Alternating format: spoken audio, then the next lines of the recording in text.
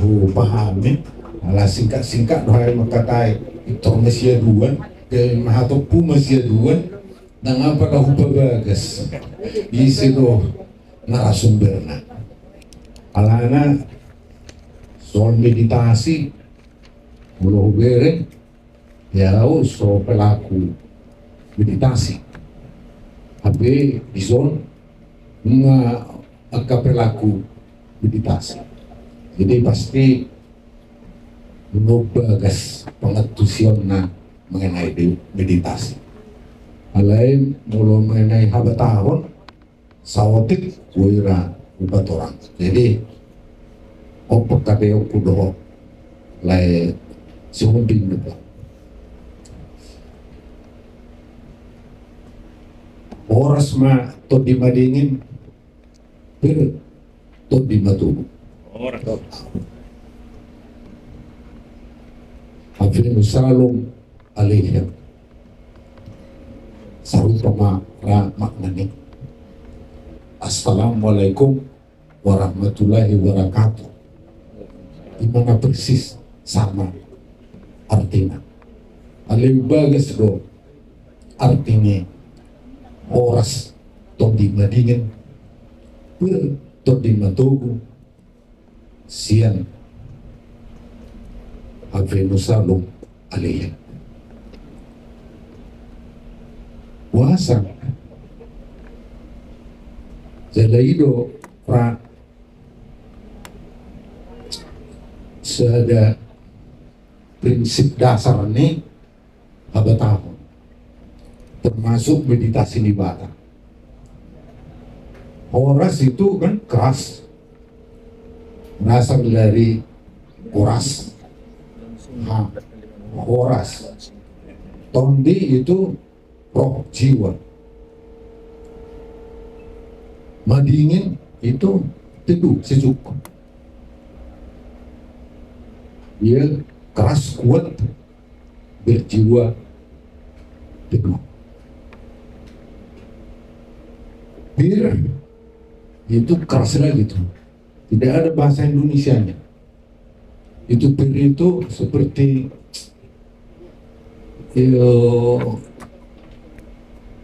zat besi yang paling kuat tungsten kali itu yang paling bir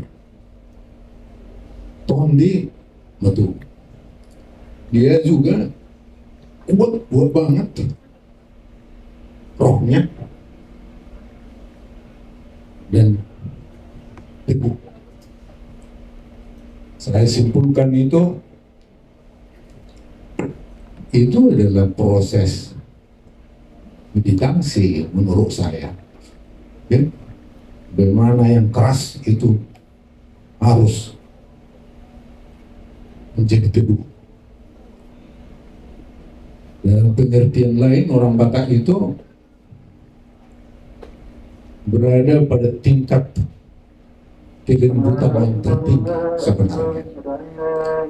Jika dipahami lebih jauh eksistensinya dari horas to di madingin pirto di matubo itu. Dia maka sesuai dengan kata para filsuf tidak ada yang lebih kuat dari kelembutan. Itulah horas tondi madingin per tondi matubo. Tidak ada yang lebih kuat dari kelembutan. Dan ini yang hilang di antara orang Batak. Sebelum saya lanjutkan, saya sebenarnya masih banyak yang lebih pantas berbicara dan nanti mungkin akan memberi pandangan seperti misalnya Pak Nestor Tambun, mana beliau ya ini seorang bukan hanya cendekiawan ya, tapi seorang seniman dan seni itu tidak ada ukurannya, tidak bisa dipelajari, tidak ada gurunya itu. tidak ada ilmunya, tidak ada yang tamat. Dan seni sastra kita yang sangat terkenal juga ada di sini, yaitu Pak Sokota Tambunan.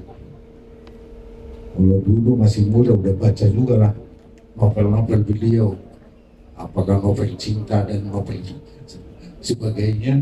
Cinta itu sangat indah ya, punya misterinya juga. Jadi saya menulis buku, oleh karena itu barangkali Pak Siombing, bolehlah saya berbicara mengenai Batak melalui meditasi. Karena yang saya tulis buku Batak itu ada 3 jilid dalam satu tarikan nafas. Jadi kalau Pak Siombing tadi bilang belum ada buku seperti itu yang ditulis dalam waktu yang sama, diterbitkan secara bersama dalam satu kurun waktu, dan jilid 1 dan jilid 2 itu tidak bisa dipisahkan dan halamannya terus berlanjut. Itu ya. Saya mulai dari mitologi Batak, karena mitologi itulah awal mula nilai-nilai Batak. Banyak orang berpikiran mitologi Batak itu tidak disebut mitologi ya, turi-turian Batak. Turi-turian Batak, tapi tidak semua turi-turian Batak itu bisa kita kategorikan sebagai mitologi Batak. Turi-turian Batak yang berhubungan dengan penciptaan, baik alam semesta, manusia, itu turi-turian tentang itu, dan tentang debatan mulai dari dahulu, dan hubungannya dengan ciptaannya, turi-turian yang berbentuk seperti itu, itulah kategori mitologi Batak yang saya pelajari. Apa itu mitologi menurut para filsuf? Mungkin Pak Nestor bisa lebih jauh untuk menjelaskan itu. Jadi saya tulis mitologi Batak. Saya perpendek ceritanya. Mitologi Batak itu adalah awal nilai-nilai kebatakan. Mitologi Batak itu adalah teologi Batak. Atau saya balik, mitologi turi-turian tentang penciptaan dan debatamu lezadi nabolon dan hubungannya dengan ciptaannya, terutama manusia, turi-turian itu adalah teologi Batak dan nilai-nilai kebatakan. Leluhur kita, ini perlu saya minta sedikit tadi. Kalau dua pembina kita mengatakan beberapa kali meditasi Batak kuno, saya memberi saran lah kalau boleh, janganlah Batak kuno, tapi leluhur Batak, itulah kan. Jadi karena Batak kita itu secara proses berpikirnya tidak lebih maju, banyak di antara kita tidak lebih hebat dari mereka. Imajinasi mereka itu sangat hebat, apalagi pada zamannya yang sampai sekarang nilai-nilai itu tidak terkalahkan oleh nilai-nilai agama baru yang datang ke Tanah Batak. Dia tetap mempunyai keunggulan, dia mempunyai keunggulan. Jadi menurut saya itu nggak usah kuno lah kita sebut, karena dia adaptif ya untuk segala zaman. Jadi itu nilai-nilai yang ditanamkan oleh leluhur kita. Di dalam buku itu saya ulas oh, perspektif Tukot Sialagudi. Banyak orang menafsirkan itu dengan tafsirannya, tapi jangan kita masuk terlalu panjang. Ada perspektif Tukot Sialagudi. Napinukan ni Purjulo, si Hutono ni Budi. Banyak sekarang tokoh bilang si Patureo nih dari Budi. Itu perspektifnya berbeda. Berarti leluhur kita itu salah. Padahal dasar filosofi leluhur kita itu tidak terkalahkan oleh nilai-nilai modern atau apakah itu sekuler apapun nilai-nilai agama samawi. Tidak semua bisa terkalahkan. Masuk ke meditasi Habataho. Leluhur Bata dalam turi-turi yang penciptaannya itu Bebatamu Lazadina Bulun menihatkan yang ada wahyu bagi orang Batak untuk diwariskan ke keturunannya, yaitu 2 kitab buku Pustaha Tubaga Agung dan Pustaha Tubaga Huli. Pustaha Tubaga Agung itu tentang Hamalimon, Hahomion, itu lebih kepada teologi gitu ya, termasuk meditasi. Juga Pustaha Tubaga Huli itu mengenai nilai-nilai kemasyarakatan, kerajaan, dan sistem pertanian dan sebagainya. Itu warisannya, dan katanya itu oleh Batak diberikan langsung kepada Batak untuk diwariskan kepada 2 keturunan Batak, yaitu Guru Tatia Bulan dan Raja Isumpal.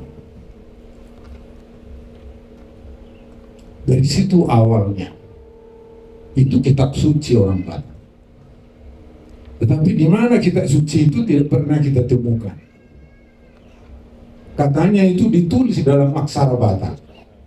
Tapi dalam mitosnya disebut begini, yang tidak bisa hangus oleh api dan tidak bisa hapus hancur oleh air. Dan ada yang menulis tahun 1779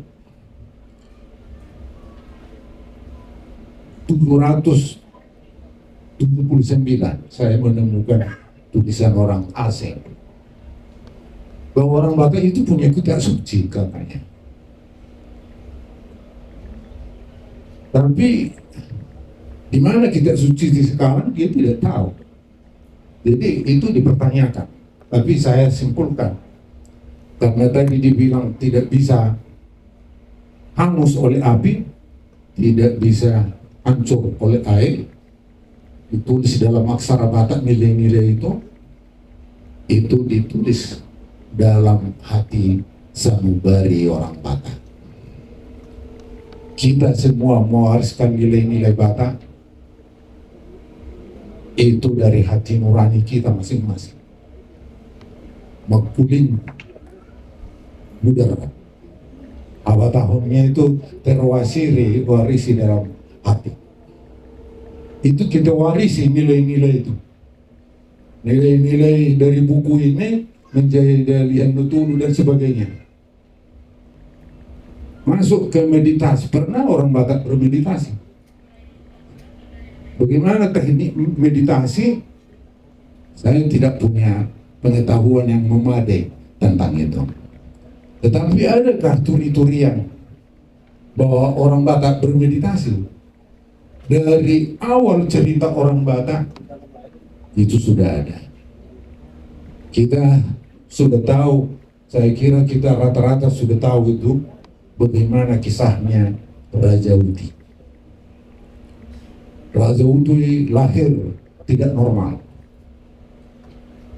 Dia bulat, tidak berbentuk seperti manusia biasa. Dalam turi-turiannya secara singkat, dia pergi ke Pusuk Puhit. Dia bermeditasi di Pusuk Puhit.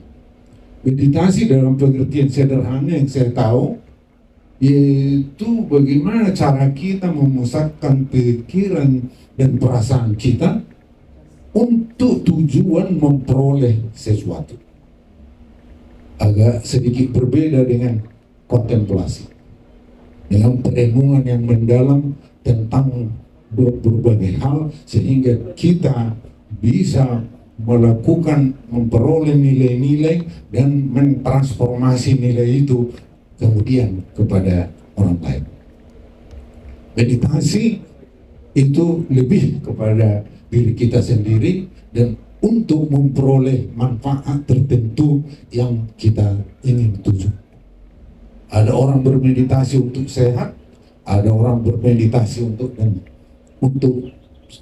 di mana inner soul capacity-nya itu bisa melampaui keadaan yang normal, sehingga kemampuan daya batinnya sedemikian tinggi karena meditasi itu bisa dicapai dengan tujuan di mana dia memusatkan semua dayanya, baik pikir, perasaan, dan jasmaninya untuk suatu tujuan tertentu. Dan itulah yang dilakukan oleh Rajauti, sehingga tubuhnya berubah setelah sekian lama dia bermeditasi di Pusuk Puhit. Mulai ada yang memanjang, tetapi ada yang kepanjangan, begitulah kira-kira. Tapi berubahlah bentuk Rajauti daripada saat dia lahir. Dia bermeditasi, kenapa saya begini?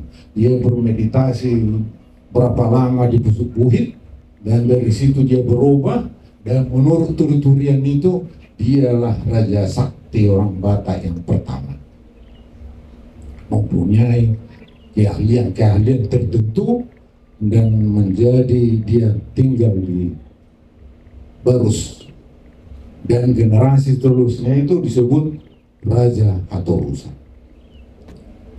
Itu meditasi menurut saya. Orang Batak punya kelebihan. Kalau bahasa Indonesia berdua itu dari orang bahasa Batak. Nanti Pak Sapolta bisa memberi masukan lain, berbeda atau sama.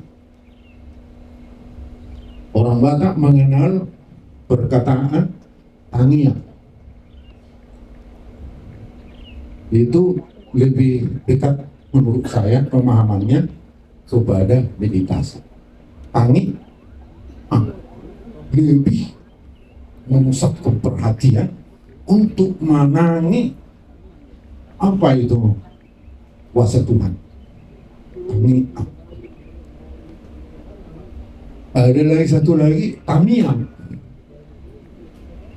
Itu dua hal yang berbeda. Tamiang ialah penyampaian permintaan kepada Ibu Tamu Leza Dina Bolon yang sang Khalik Maha Besar itu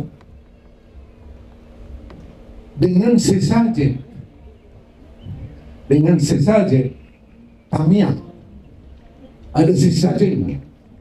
Permintaan itu disampaikan dengan kurban, itu tamiang. Kemudian mertonggo. Tonggo itu adalah narasi dari tamiang dan tamiang itu. Itu narasinya. Jadi kalau tadi tamiang itu dia hening, mendengar suara Tuhan dan suara alam, sehingga dia berbicara dengan Allah yang maha tinggi, juga berbicara dengan alam semesta, dengan binatang, dengan suara angin, suara hujan dan sebagainya. Itu tamiang. Tamiang ada kurbannya, sesajennya.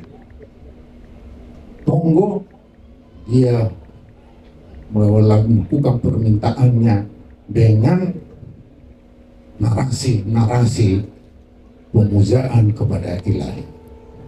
Tapi oleh para misionaris sepertinya menjadi kafir, dan dikafirkanlah tonggo-tonggo itu. Padahal tonggo itu narasi yang hebat dari orang Batak, sangat jarang kita temukan untuk mengetahui nilai-nilai Batak, bagaimana kepercayaannya, bagaimana hubungannya dengan sesama. Itu sebenarnya narasi yang paling baik bagi orang Batak untuk belajar, baik filosofinya, permintaannya, hubungannya dengan Tuhan, itu di tonggo-tonggonya. Kalau kita baca bagaimana sisa-sisa yang ada dari tonggo-tonggo si Singamangaraja, kita akan tahu bahwa dia memang benar-benar bisa berbicara dengan Tuhan Allah yang dia sembah. Itu langsung dari tonggo-tonggonya. Oh, kita simak dia sedemikian rupa. Jadi oleh karena itu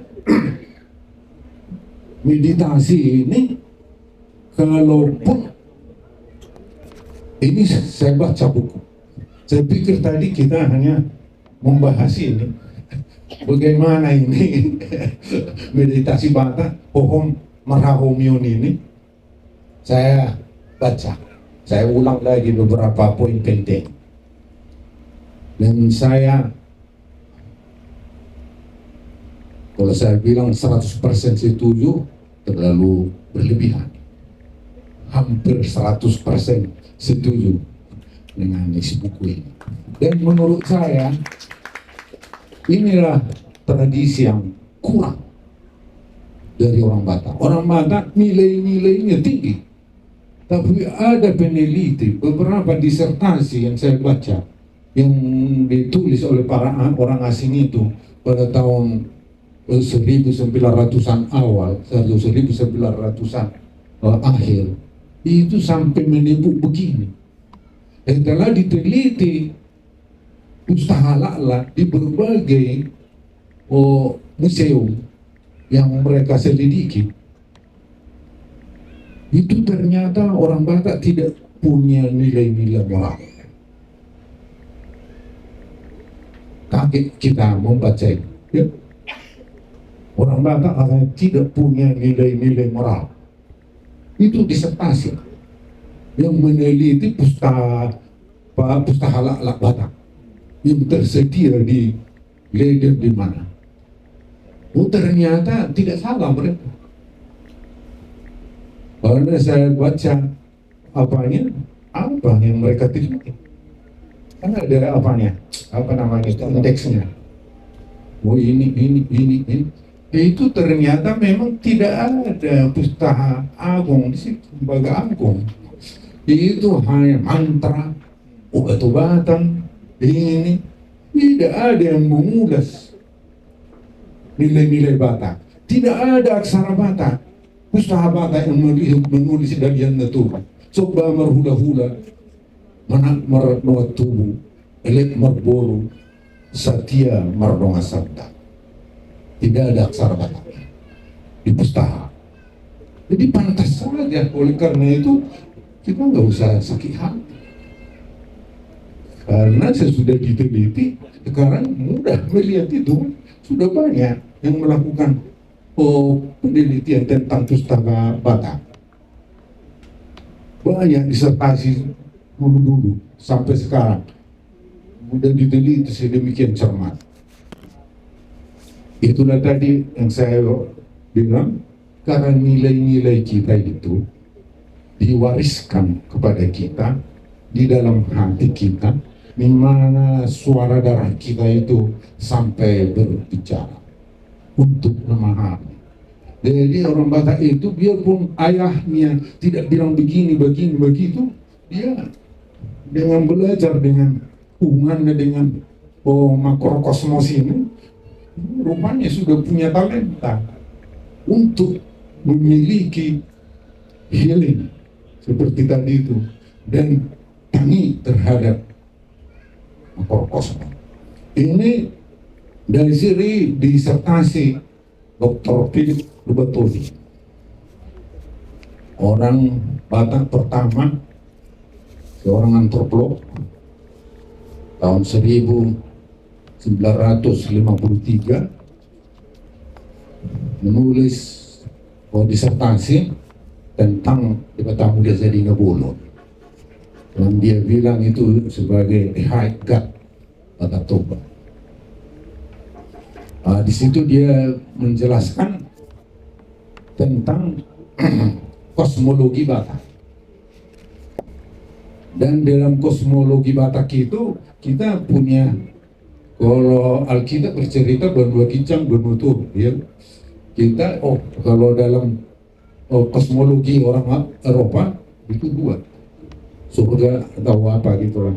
Kalau kita ada berdua tuh, berdua kincang, berdua tongan, dan berdua tuh. Jadi orang Batak itu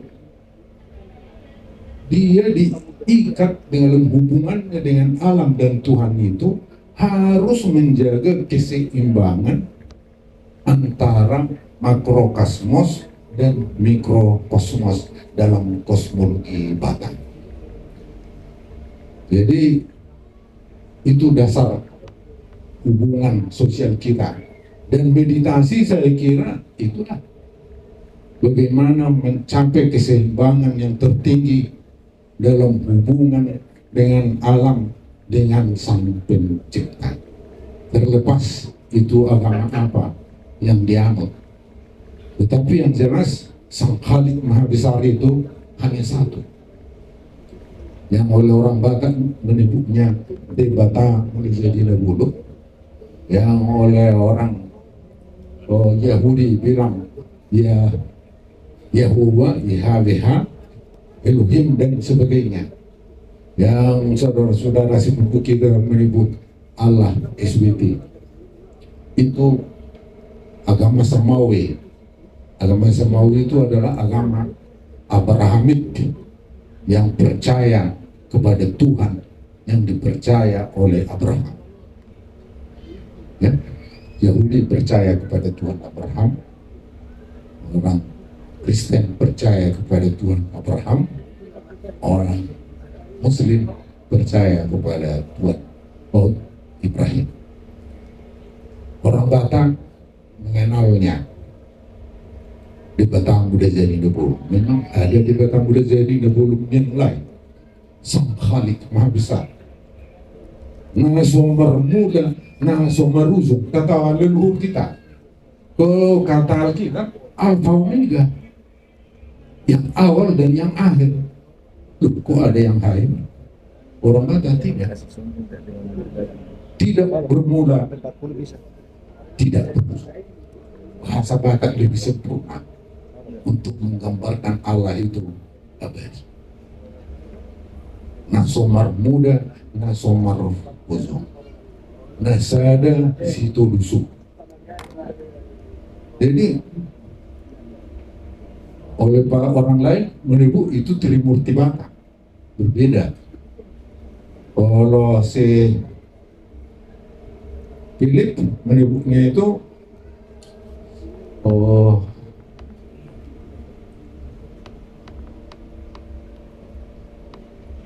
Trinitas, teologi apa ya, saya lupa bahasa persisnya.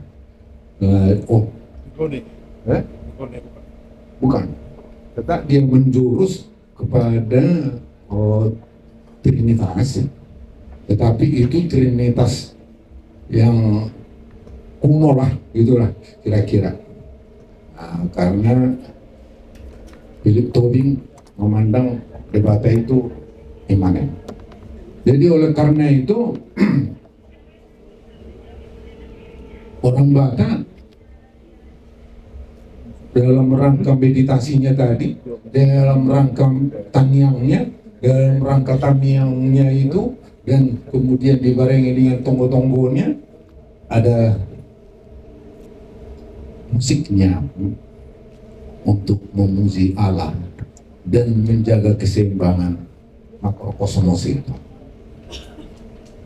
Dan itu tadi Pak Sinaga menjelaskan Pak Siombing sebagai awal bagaimana gerak meditasi untuk dilakukan untuk tujuan hidup sehat.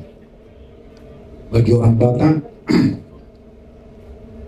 itu sudah ada. Ada satu cerita, saya tidak punya keahlian tentang meditasi, tetapi ada ulasan dari Pilgrim.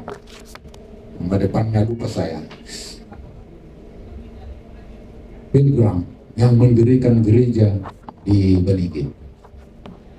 Dialah yang pertama mendirikan gereja di Balige.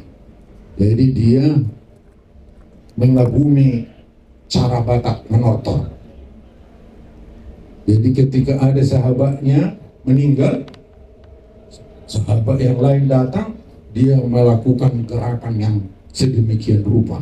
Dari gerbang kampung sampai mencapai depan rumah saudara atau sahabat yang meninggal itu, bisa mencapai hampir 1 jam baru sampai.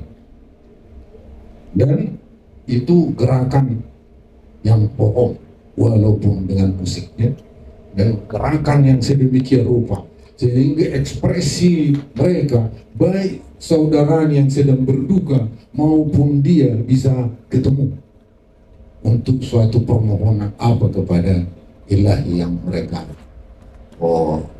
percaya. Dan itu disaksikan oleh Pilgrim. Dia misionaris, dan oleh karena itu dia mengundang para misionaris mengadakan pertemuan. Dia memberi makalah. Saya kebetulan memperoleh manuskrip dari makalah Pilgrim. Dia bilang, kenapa kita tidak pergunakan ini untuk lebih mendalami hubungan kita dengan Tuhan dalam cara Kristen, tapi dengan cara budaya orang Batak. Tapi dia ditolak. Dan itu yang kita tidak ada hari ini. Sebenarnya Yesus juga bermeditasi pada hari menjelang akhir. Dia berdoa sampai 7 kali dengan kalimat yang sama, sampai peluhnya itu keluar darah. Itu adalah meditasi. Untuk tujuan apa? Ada tujuan Yesus.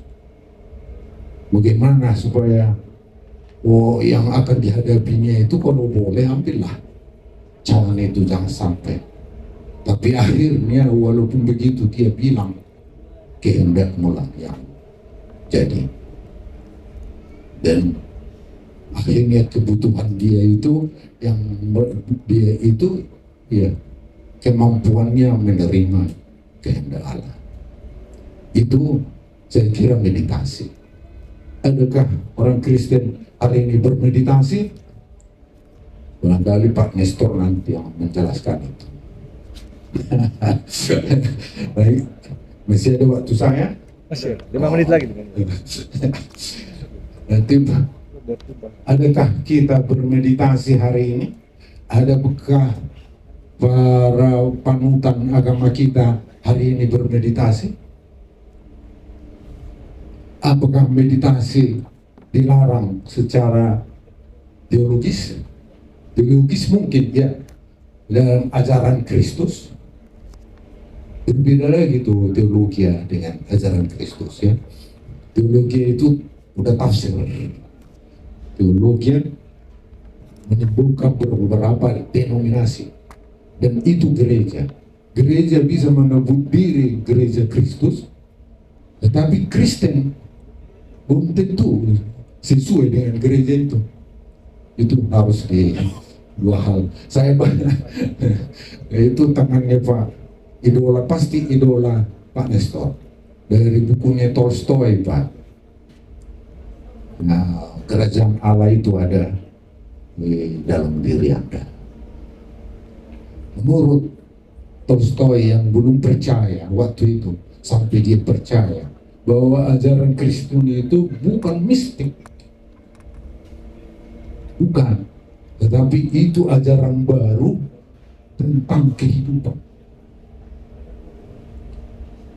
Dan itu juga lah Kristus, kehidupan yang benar itu. Akulah jalan, hidup, dan kebenaran. Maka dari situ saya, sangat baguslah kalau kita berteologi jalan hidup. Kita tapaki jalan hidup Kristus itu. Itu teologi yang terbaik. Meditasi salah satu. Kita mau berkonsentrasi sekarang menikmati hidup hubungan dengan Tuhan, dengan alam semesta. Sudah sejauh mana keberadaan kita di dalam makrokosmos yang diajarkan oleh orang Batak itu. Bagaimana harmonisasi, jangan sampai terjadi disharmonisasi baik secara fisik maupun secara rohani dengan hubungan kita dengan alam semesta dan juga dengan apalagi dengan di Batak boleh jadi Dabulun yang hari ini mayoritas kita mengenalnya dalam nama Yesus Kristus.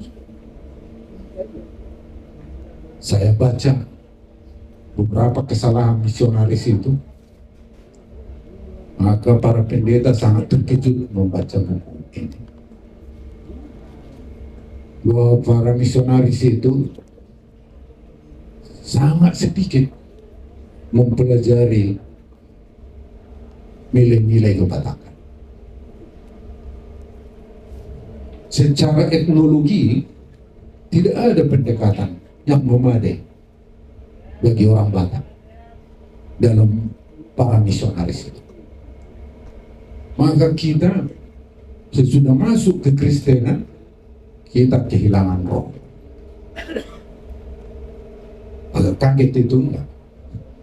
Orang Batak kehilangan pertotian roh. Itu, jadi itu harus kita akui. Hubungan, padahal Injil mengajarkan komunikasi kita dengan Tuhan itu dalam roh. Meditasi salah satu media. Kalau tujuan kita bermeditasi untuk kesehatan, oke. Kalau tujuan kita untuk bermeditasi dalam rangka hubungan harmonis kita dengan Tuhan, ya juga itu meditasi. Kalau tujuan kita bermeditasi supaya kita bisa berpikir kreatif, inovatif, dan bisa mentransformasi apa yang kita rasakan itu kepada orang lain, silahkan. Yang dalam bahasa lain itu kita berkontemplasi. Saya kira saya sangat bahagia dengan adanya muncul suatu komunitas yang memasyarakatkan meditasi Batak. Mana meditasi Batak itu sangat holistik. Dia tidak hampa jiwa. Dia adalah kekuatan jiwa yang paling hebat sehingga orang Batak bisa berhubungan dengan siapapun dengan kekuatan daya batin yang sangat hebat. Dengan ucapan selamatnya itu, oras tondima dingin, bir tondima tu, oras madihita sabut, kurang lebih naupator kami nabui tutudang sempurna, nabui dohita saling masih paturean untuk menuju suatu pemahaman nilai-nilai habatahun doho haporsiauna tu kemudian hari. Mau lihat mah atas perhatian ini sudah damang doho dainang.